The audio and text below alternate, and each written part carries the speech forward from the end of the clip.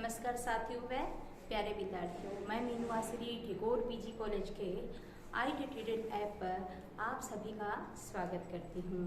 आज अपने BEd प्रथम वर्ष का प्रकरण शब्द शक्ति के बारे में अध्ययन करेंगे।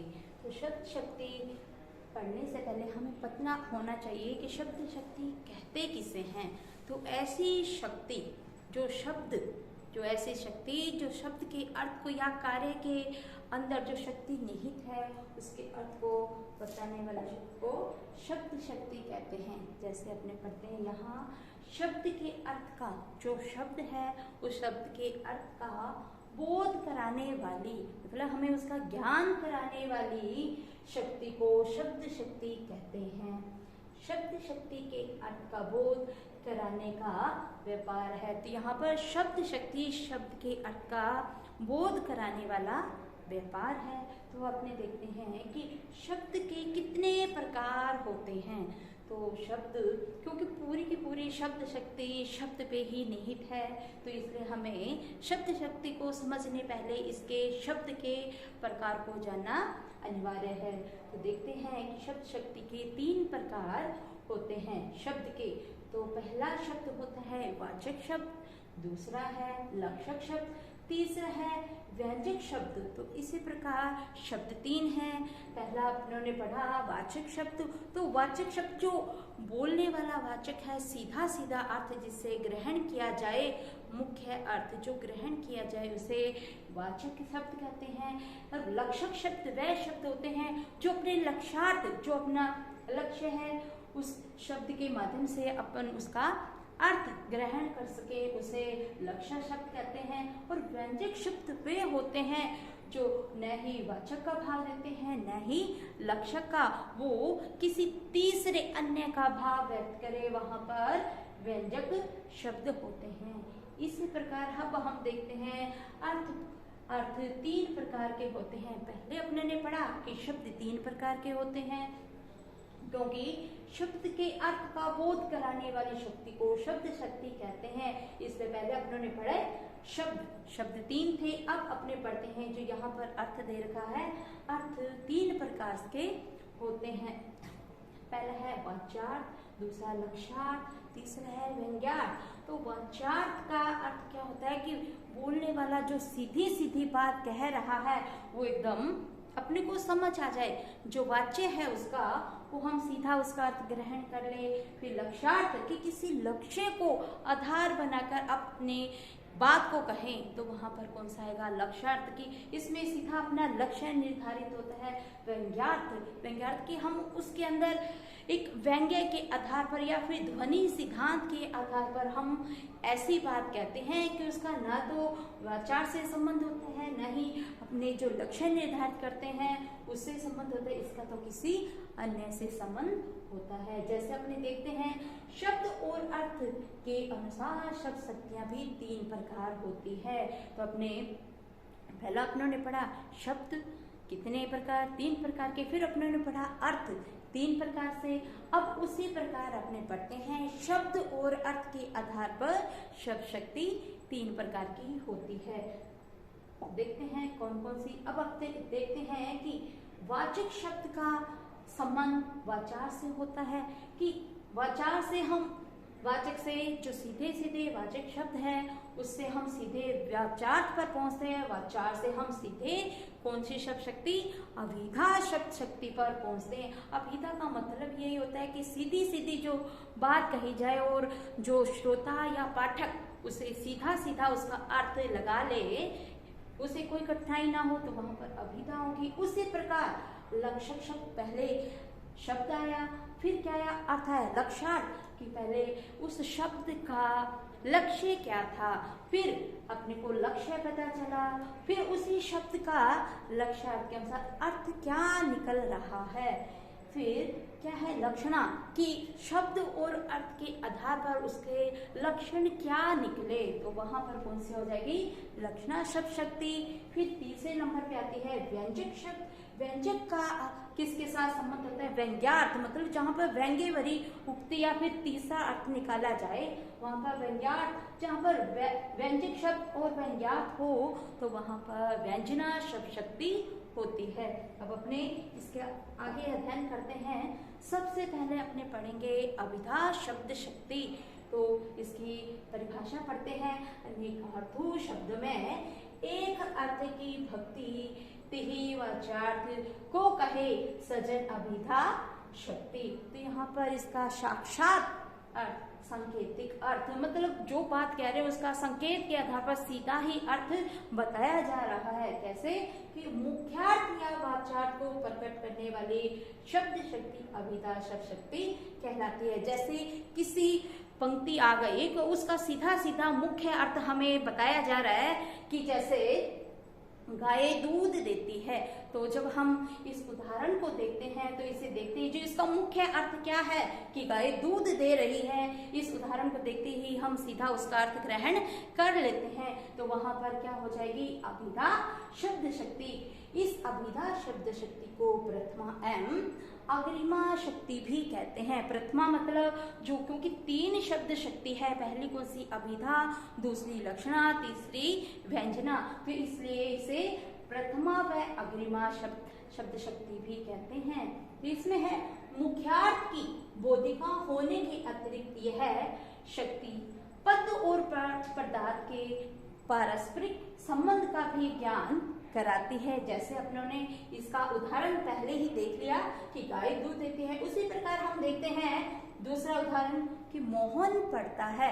अब आपने देख रहे हैं कि वाक्य लिखा हुआ आ गया उदाहरण में कि मोहन पढ़ता है, तो ये सीधा सीधा अपने को समझ आ रहा है, इसका अर्थ निकल रहा है कि मोहन पढ़ाई कर रहा है। हमें इसके अर्थ समझने में किसी प्रकार की कोई भी कठिनाई नहीं हुई, ना ही हमें कोई लक्ष्य निर्धारित करना पड़ा। तो इसी प्रकार अब हम आगे बढ़ते हैं। आचार्य मोहम्मद के अनुसार शब्द शक्ति के बारे में उन्होंने क्या कहा कि अभिधा शब्द शक्ति से जिन शब्दों का अर्थ बोध होता है वह तीन प्रकार की होती हैं। तो अपने एक किसने बताया? आचार्य मोहम्मद जी, जो संस्कृत के विद्वान हैं, उन्होंने कहा कि अभिधा शब्द शक्ति का ज्ञात करने के लिए हमें तीन प्रकार के शब्द और अर्थ का बोध होना जरूरी है। तो अपने देखते हैं वो तीन कौन कौन से हैं। रूढ़ शब्द, दूसरा है यौगिक शब्द, तीसरा है योग रूढ़। तो सबसे पहले अपने पढ़ते हैं रूढ़ शब्द। तो रूढ़ शब्द का अर्थ क्या होता है? अपने जो अपने आप में रूढ़ हो गया, जिसमें हम किसी प्रकार से परिवर्तन नहीं कर सकते, ना ही उसके खंड कर सकते, उसे रूढ़ शब्द कहते हैं। जैसे इसकी परिभाषा से देखते हैं, जिन शब्दों के खंड न हो, मतलब जिसको हम टुकड़ों में बांट ना सकें और संपूर्ण शब्दों का एक ही अर्थ प्रकट हो, उन्हें रूढ़ शब्द कहते हैं। जैसे पेड़, अगर हम पेड़ का विच्छेद करें, पे को अलग लिखें और डे को अलग, तो इन दोनों का कोई भी अर्थ नहीं रहता। इसी प्रकार हम देखते हैं मेज, मेज शब्द को लेते हैं, तो अगर हम इसका विच्छेद करेंगे तो मे और जय का कोई भी अर्थ नहीं है। जब हम इन्हें दोनों को संयुक्त रूप से लिखेंगे तो इनका एक अर्थ निकलता है मे, जो वस्तु रखने के कोई स्थान, वस्तु रखने की चीज है। तो इसी प्रकार हम दूसरा देखते हैं यौगिक रूढ़। तो इसके अंदर क्या होता है? यौगिक रूढ़ शब्द वह होते हैं जिनमें प्रत्ययों का प्रयोग किया जाए, समास का प्रयोग किया जाए या फिर कृदंत प्रत्यय का प्रयोग किया जाए। कृदंत वह होते हैं जो क्रिया के साथ अंत में प्रत्यय लगते हैं। तो यहाँ पर क्या है? प्रत्यय, कृदंत, समास इत्यादि के संयोग से बनने वाले वे शब्द जो समुदाय के अर्थ का बोध कराते हैं, उन्हें यौगिक शब्द कहते हैं। जैसे अपने देखते हैं पाठशाला, जब हम इसका विच्छेद करें, पाठ अलग लिखें और शाला अलग लिखें, तो इसका अर्थ क्या होगा? वह शाला, जो पाठ के लिए है। तो ये दो शब्दों को जब हमने इनका विच्छेद किया तो दोनों का अलग अलग अर्थ निकल कर आ रहा है, और जब हम इन दोनों को मिलाते हैं तब भी इसका एक शब्द मतलब समूह में इसका एक अर्थ निकल रहा है। इसलिए क्या है, यौगिक शब्द की हम उसका विच्छेद करें तो भी उन दोनों का अलग अलग अर्थ निकले, और जब हम उन्हें समूह में एक कर दें तो भी उसका अर्थ निकले, तो वहां पर यौगिक शब्द होते हैं। उसी प्रकार तीसरा आता है योग रूढ़ शब्द। तो योग रूढ़ का हमने अभी पढ़ा था कि जो अपने आप में रूढ़ हो गया, जिसके खंड न किए जाएं, तो इसमें क्या है, जो शब्द यौगिक की प्रक्रिया से बने हो, तो यौगिक मतलब दो टुकड़ों से बना हो या फिर जो संयुक्त रूप से बना हो, यौगिक से भी बने हो वह शब्द और रूढ़ से भी बने हो। तो यहाँ पर जो शब्द यौगिक की प्रक्रिया से बने हो किंतु उनका एक निश्चित अर्थ रूढ़ हो गया हो, कि ऐसा शब्द की जो दो के योग से बन गया लेकिन उसका जो अर्थ है हमेशा के लिए रूढ़ हो गया, कि हम उसमें कोई परिवर्तन नहीं कर सकते, उन्हें योग रूढ़ शब्द कहते हैं। जैसे यहाँ पर है जलज। जब हम जल और जय को अलग करते हैं तो यहाँ पर इन दोनों का अलग अलग अर्थ निकलता है। जल का मतलब आपको पता है सलील, तो उसी प्रकार जय का अर्थ हो जाएगा इसका अलग, जो जल में पैदा होने वाला या फिर जल से उत्पन्न होने वाला। तो जलज किसका हो गया, कमल का पर्यायवाची हो गया। इसी प्रकार हम देखते हैं गणनायक, तो ये अपने आप में एक रूढ़ हो चुका है। यहाँ पर भगवान गणेश के लिए ये शब्द रूढ़ हो चुका है। तो इस प्रकार अपनों ने देखा कि अभिधा शब्द शक्ति 3 शब्दों के योग से बना। पहला रूढ़ शब्द आएगा, दूसरा अपना यौगिक शब्द, तीसरा आएगा योग रूढ़ शब्द। इसी प्रकार हम इन अभिधा शब्द शक्ति को ध्यान में रखने वाली बात के बारे में पढ़ेंगे। सबसे पहले है कि जब किसी पद में यमक अलंकार की प्राप्ति होती है तो वहां पर प्राय अभिधा शब्द शक्ति होती है।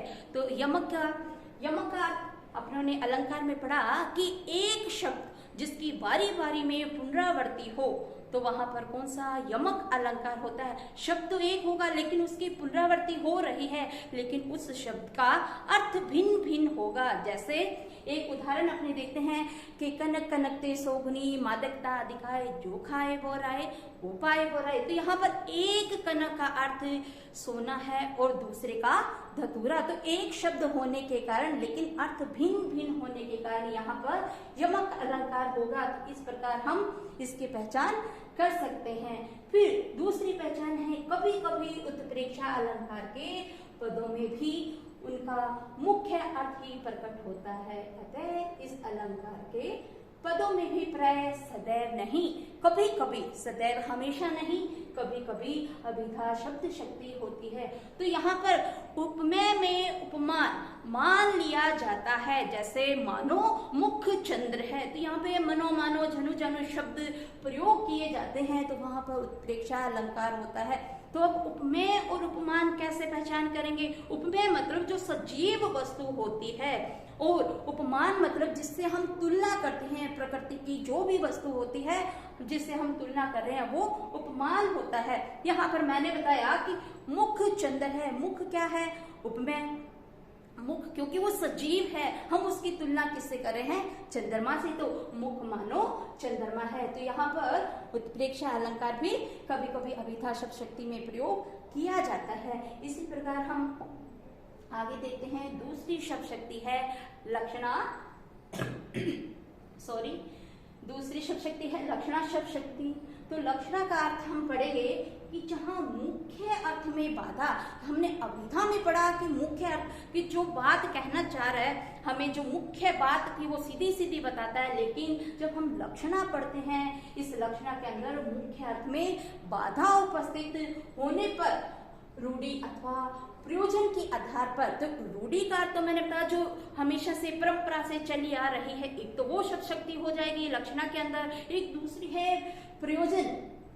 प्रयोजन का मतलब होता है उद्देश्य, कि किस उद्देश्य से हम किसी को कुछ कह रहे हैं। एक तो परंपरा के अनुसार हो जाएगी जिसमें हम मुहावरे लोकोक्तियों का प्रयोग करेंगे, दूसरी एक उद्देश्य के आधार पर हम किसी को कुछ बात कह रहे हैं। तो प्रयोजन रूढ़ी रूढ़ि अथवा प्रयोजन के आधार पर मुख्य अर्थ से संबंधित अन्य अर्थ को लक्ष्य किया जाता है, वहां लक्षणा शब्द शक्ति होती है। जैसे अपने देखते हैं मोहन गधा है, तो यहाँ सीधी बात है कि मोहन एक गधा तो एक पशु है, तो क्या मोहन गधा हो सकता है, लेकिन यहाँ पर हमारा सीधा सीधा लक्ष्य प्रयोजन क्या है, हमारा लक्ष्य तो उसे मूर्ख बताना है, क्योंकि कोई इंसान गधा नहीं हो सकता।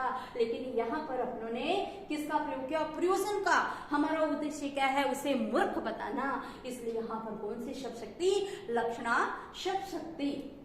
गधे का लक्ष्यार्थ क्या है, उसका अर्थ क्या लिया गया है, लक्ष्यार्थ मतलब उसका अर्थ, लक्ष्य अपने निर्धारित कर उसका जो अर्थ लिया गया वो क्या है, मूर्ख। इसी प्रकार हम आगे देखते हैं कि इस शब्द शक्ति की पहचान जहाँ मुख्यार्थ की बाधा हो, कि जो मुख्य अर्थ है उसे समझने में हमें जब बाधा उत्पन्न होती है वहां पर लक्षणा शब्द शक्ति होती है।